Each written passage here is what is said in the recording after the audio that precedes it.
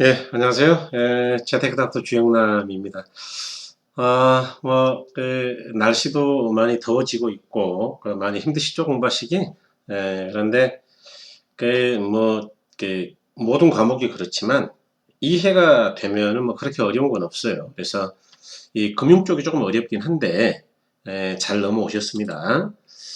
일단, 이 심화 과정 정도를 잘 이해하면 무조건 70은 넘어가죠. 무조건. 그래서 그렇게 생각하시고 힘내시길 바랍니다. 여러분 이번 시간에는 이제 그 리츠에 대한 이야기를 할 예정인데 리츠는 무조건 일단 한 개 나온다라고 생각하면 돼요. 그래서 의 잠깐 보시면 자 부동산 투자 신탁 투자회사는 다수의 소액 투자자로부터 지분금융을 통해 자금을 조달해요. 그러니까 쉽게 말해 투자자들한테 자금을 받아가지고 그 이야기죠. 전문가의 판단에 따라 대부분을 소득 창출 부동산 등에 투자하여 그로부터 얻는 임대료, 매매 차익, 이자 등과 같은 수익을 투자자에게 배당의 형태로 되돌려주는 제도이다. 그래서 리츠 회사가 투자자의 돈을 받아가지고 부동산 시장에 투자하죠. 그래서 수익을 내서 투자자에게 배당을 하는 거예요. 배당. 그래서 그런 걸 리츠라 한다. 그래서 현재 우리나라에서 운영 중인 리츠가 한 240개 정도 돼요. 그 자산 규모가 한 46조 정도가 운영이 되고 있고요. 그러니까 굉장히 활성화되어 있는 거죠. 예. 그럴 때 여기 이제 회사형이냐 뭐 계약형이냐라는 거는 큰 의미가 없어요. 시험에서는. 우리나라 부동산 투자회사법에서는 이제 주식회사입니다. 다. 그래서 큰 의미가 없다라는 걸 이해하시고요. 자, 넘어가서 리츠 종류인데 이것도 뭐 시험에 나온 적이 단 한 번도 없죠. 그래서 한번 읽어보셔도 되고 안 보셔도 전혀 관계없어요. 그래서 이런 거는 뭐 그냥 넘어가시면 되는데 자 투자 대상에 따라 나눌 수도 있고 그 다음에 두 번째로는 환매 여부에 따라 나눌 수도 있고 우리나라는 전부 폐쇄형이죠. 그 다음에 기한 한정 여부에 따라서 뭐 요거 그나마 좀 의미가 있는데요. 무기한부 리츠라면은 일반적인 리츠는 다 무기한부입니다. 왜냐하면 상법상 주식회사는 존속기한을 정하지 않아요. 자, 그런데 특이하게 이 기업 구조조정 리츠라는 놈은 존속기한을 정하고 시작합니다. 그러니까 정관에 뭐 2030년 12월 31일까지 청산하기로 한다 이렇게 정한단 말이죠. 그래서 그런 걸 기한부라고 한다. 뭐 요 정도 보시고 관리 주체에 따라서 자 자기 관리 리츠 같은 것들은 실체형 회사예요. 그러니까 직원도 있고 사무실도 있는 건데 자기들이 직접 관리한단 말이죠. 자 그런데 위탁 관리 리츠라든가 기업 구조 조정 리츠는 명목형이에요. 명목 회사라는 거는 영어로 페이퍼 컴퍼니, 종이 회사, 페이퍼 컴퍼니인데 결국은 직원이 없고 사무실이 없죠. 바로 자산관리 회사에다가 맡기는 거예요. 외부 관리. 그래서 그런 걸 이야기한다. 그 다음에 이제 리츠의 특징이나 장단점인데 이것도 시험에서는 큰 의미가 없어요. 멋져다 나올 수 있는 부분이니까 한번 읽어보시는 건데요. 리츠는 주식회사입니다. 고로 투자자는 주주죠. 주식을 갖고 있어요. 환금성이 높아지겠죠. 그 다음에 리츠라는 거는 수많은 투자자들이 돈을 모아가지고 500억, 1000억, 뭐 2000억 이렇게 투자하는 거예요. 그러니까 대규모 부동산에 투자하죠. 그럼 수익성이 좀 높겠죠. 그 다음에 세 번째로 안정성의 문제인데 리츠는 거액의 자금을 투자할 때 여러 부동산에 포트폴리오 분산 투자를 해요. 그래서 비교적 안정적이다라고 봐야 되고요. 그 다음에 이제 형평성이라는 것도 있겠죠. 소액 투자자라도 예컨대 100만 원만 투자했다 하더라도 1000억짜리 빌딩을 사는데 참여할 수 있는 거예요. 그러니까 돈이 있건 없건 대규모 부동산에 투자할 수 있다라는 점이죠. 그다음에 이제 부동산 시장이 선진화된다라는 건 자본시장에 즉 금융시장에 있는 돈이 부동산 시장으로 흘러 들어오게 하는 관로 역할을 하는 거죠. 그래서 선진화에 도움이 된다. 그다음에 이제 절세 효과나 경기 활성화에 도움이 된다는 있는데 리츠 같은 경우에는 취득세 감면 효과가 있고요. 그다음에 90% 이상 배당하면 이제 법인세 면제예요. 그러니까 절세가 되죠. 그다음에 기업 구조 조정을 원활하게 할 수 있다 그랬는데 여러분 기업 구조 조정 리츠라는 거는 기업의 구조 조정, 즉 부채 상환을 위해서 내놓는 부동산에 주로 투자하거든요. 그러니까 구조조정에 당연히 도움이 되죠. 그래서 그렇게 보시면 되겠습니다. 자, 그 다음에 4번인데, 자, 부동산 투자 회사법의 내용인데요. 여기서부터는 굉장히 중요하죠. 그래서 특히 이제 그 법의 내용이 시험에 주로 나오는데, 요거는 이제 영어로 좀 알아야 돼요. 자, 그 회사의 종류인데, 자, 자기관리 리츠죠. 말 그대로 자기가 관리하는 거예요. 그러니까 자산운용 전문 인력을 가지고 자기가 직접 투자 부동산을 운영하는 거죠. 자, 그러면 위탁관리나 기업 구조조정은 어떤 거냐? 자기가 직접 관리를 못해요. 명목형 회사거든요. 직원도 없고 사무실도 없어요. 단지 종이 쪽지, 이 법인 등기부만 있단 말이죠. 그러니까 이 사람들은 맡겨야 돼. 그래서 누구한테 맡기냐? 4번에 있는 자산관리회사에다 맡깁니다. 그럼 자산관리회사는요, 남의 부동산을 맡아서 운용해야 되잖아요. 예를 들어 대표적인 자산관리회사가 한국토주택공사예요. 그러니까 이 사람들은 적어도 자기관리 리츠 정도의 규모는 돼야 되겠죠.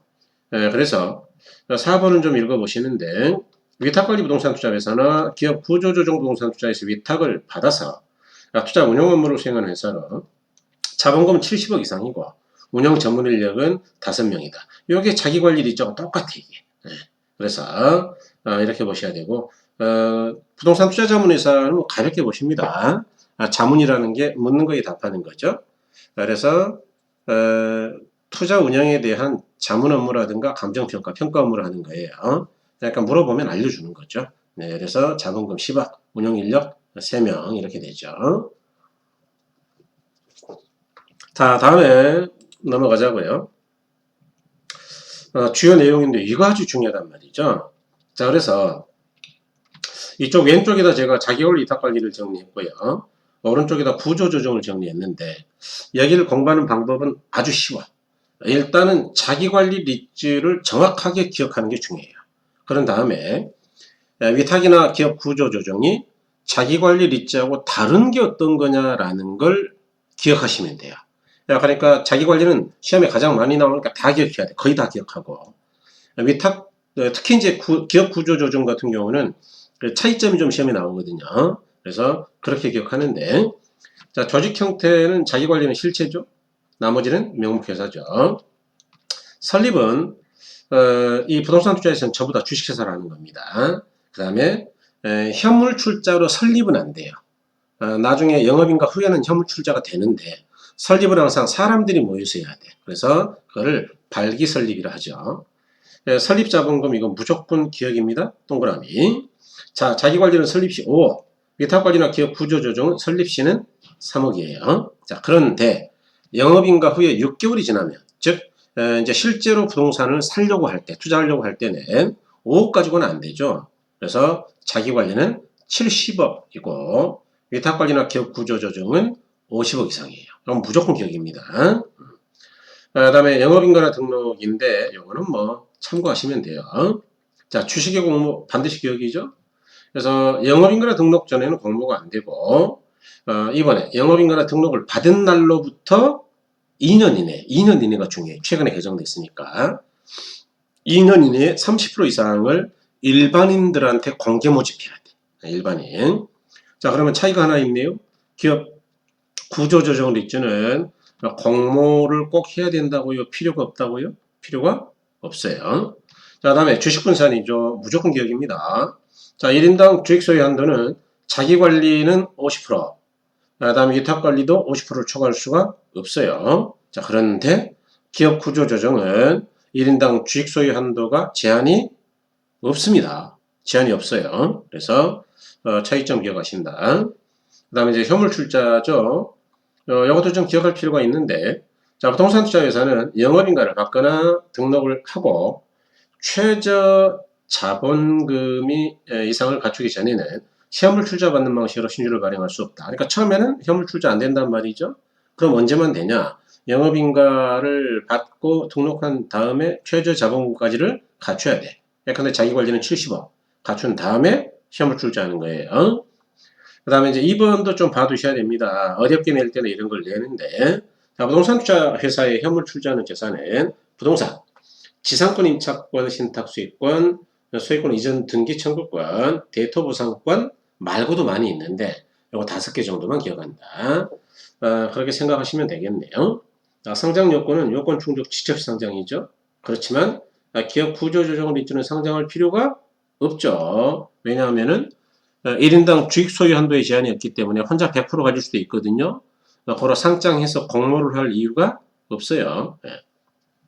다음에 이제 자산의 투자 운용이죠. 자, 부동산의 취득, 개발, 임대, MBS 같은 증권의 매매, 금융기관의 예치 이렇게 할 수가 있다 그 이야기죠. 자, 그런데 기업 구조조정용 리츠는 오로지 다른 리츠처럼 일반 부동산에 투자하는 게 아니에요. 기업이 부채 상환 목적으로 내온 부동산 또는 재무구조 개선이나 회생 절차라든가 화의 절차 같은 것들을 위해서 내놓는 부동산에만 투자할 수 있죠. 즉 기업의 구조 조정을 위해서 내놓는 부동산에 투자하는 거예요. 그 다음에 이제 처분 제한도 어렵게 낼 때는 쓸 수 있습니다. 그래서 가볍게 좀 봐두시는데 국내에는 주택이나 주택이 아닌 부동산은 1년 이내는 처분이 안 돼요. 그 다음에 미부장 주택이나 국외에 있는 부동산은 자기네 정관으로 정한 기간 이내에는 처분이 안 되죠.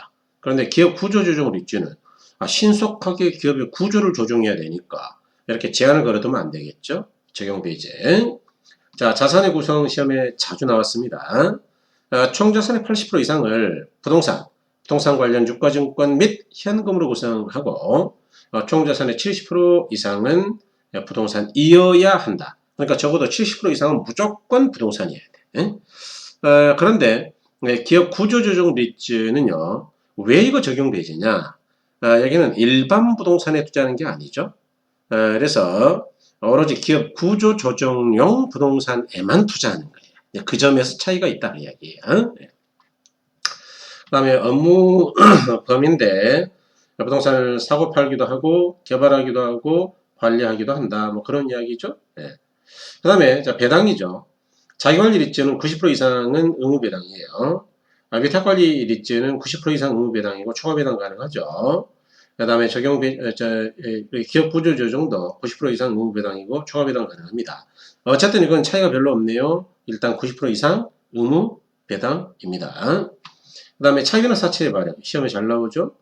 자금의 차익 및 사채 발행은 자기 자본의 2배를 초과할 수가 없다. 이게 원칙이에요.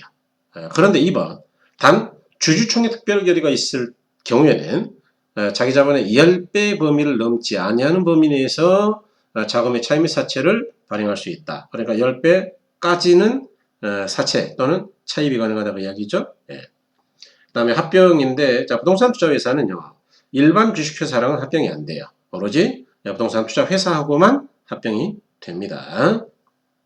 그 다음에 전속기한인데 이건 아까 얘기 드렸죠. 기업 구조조정 리츠는 기한 부이다 그랬죠. 자, 세제 혜택입니다. 자기관리나 위탁관리 기업 구조조정 모두 일단 취득세는 50% 감면이고요. 그 다음에 이 위탁관리나 기업 구조조정 리츠의 경우는 90% 이상 배당할 때는 법인세는 면제를 해주죠. 그래서 이 정도 기억하시면 되겠습니다. 여러분들 리츠가 조금 어렵죠. 어렵지만 쉽게 생각하면 부동산 투자 회사법 법의 내용만 기억을 잘 하시면 된다. 아까 표에 있던 것. 그래서 그렇게 생각하시고 몇 번 읽어보시면서 정리하시면 되겠네요. 여러분 수고하셨습니다.